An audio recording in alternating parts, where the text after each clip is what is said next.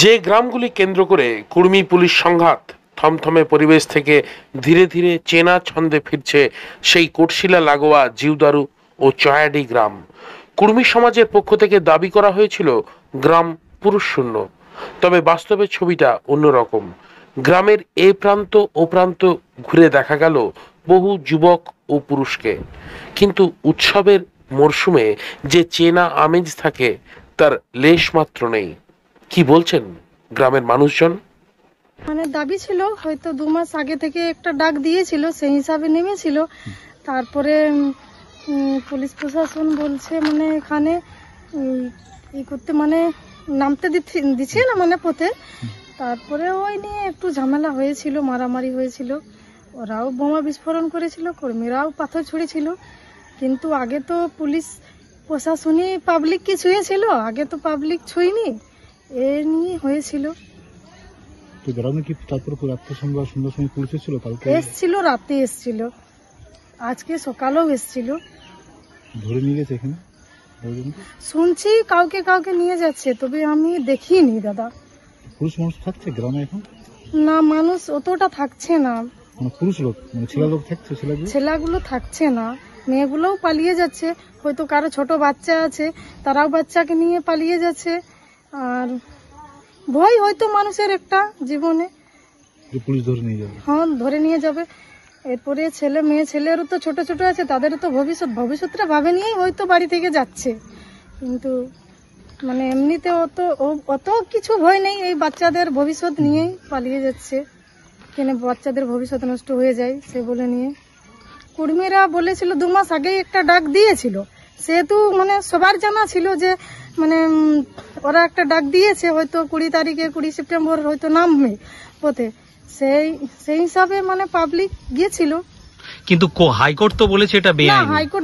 High court রায় দেয়নি, সেটা ঠিক। তো তাহলে কি এটা ঠিক, এই অবরোধ করা পুজোর মুখে রেল লাইন?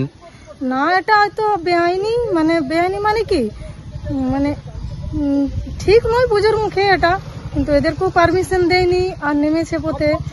আর ওরাও হয়তো খারাপ কিছু বলেনি, ওরাও হয়তো বলছে ওদেরও একটা যে আমাদের এখানে পশ্চিমবঙ্গে যেহেতু রায় দেয়নি, সেই হিসাবে ওরাও নিজেদের দায়িত্ব পালন করছে যে আমরাও নামতে দেবনি। সেটাই হয়েছে, আর কিছু না। কি নাম আপনার? আমার নাম রাজশ্রী মাহাতো। কোন গ্রাম? চয়াডি। খারাপ হয়েছে, গায়ে ঘরে কই থাকছে না, সব পালাই বলছে। কজনকে ধরা হয়েছে এখান থেকে মোটামুটি? এখন ওটা জানবো না। পুলিশকে তুলে নিয়ে গেছে কাউকে এখান থেকে? হ্যাঁ, কাউকে তুলে নিয়ে গেছে। ওটা জানবো না। আপনি তো গ্রামেই আছেন। আমরা বাড়ি আপনাদের কোনো অসুবিধা আছে? কোনো অসুবিধা আছে? ওই যে পুলিশ আসছে, দিনও আসছে, রাতকে আসছে। কেন পুলিশ আসছে? ওই যে কি বলে কুর্মী সমাজ একটা রেল অবরোধ করেছিল, ওটাই গেলাম। আপনার মতে কি যে এই অবরোধ করা, পাথর ছোড়া? আমরা ওটা বলতে পারবো না। আমরা আমরা বলি আপনি আন্দোলনের সাথে না না, আমরা অন্য জাতি কাস্ট, অন্য দেখছো না। ঠিক আছে, বড়াতে বেরিয়ে গেলে এগুলো করবেন চাষগুলো। আপনারা কি এই অবরোধ আন্দোলনকে সমর্থন করেন? না না না, সমর্থন করেন তো অন্য কাস্টে। এরকম পুজোর মুখে অবরোধকে সমর্থন করেন না? কি চান? শান্তি চান? শান্তি হলো আমাদের কিছু নেই, আমাদের কই পুলিশ এত আসছে না, আমাদের এখানেও নেই ঢুকে। খালি এটা দিয়ে পার হয়ে যায় বস্তি থেকে, এটা দিয়ে পার হয়, এটা দিকে নেই ঢুকে। আপনি তো কেন বলি মিশা কথা? এখন তো কোনো কিছু হয়নি আমরা পাড়া থেকে। এটা হলো ঘাসিপাড়া থানা, জানো এটা ঘাসিপাড়া, কালিন্দি পাড়া, মুসলিম পাড়া আছে, 3টা পাড়া আছে এখানে। কি নাম আপনার? আপনার নাম? মনীন্দ্র কি ঘাসি। এক পক্ষ বলছেন কুর্মীদের রেল টেকা আন্দোলনকে বেআইনি বলেছে আদালত, কিন্তু পুলিশ আগে থেকেই তাদের উপর অত্যাচার চালিয়েছে। অন্য পক্ষের দাবি হাইকোর্ট এই অবরোধকে বৈধতা দেয়নি, বরং বেআইনি বলেছে। পুজোর মুখে রেল অবরোধ সমর্থন করেন না তারা।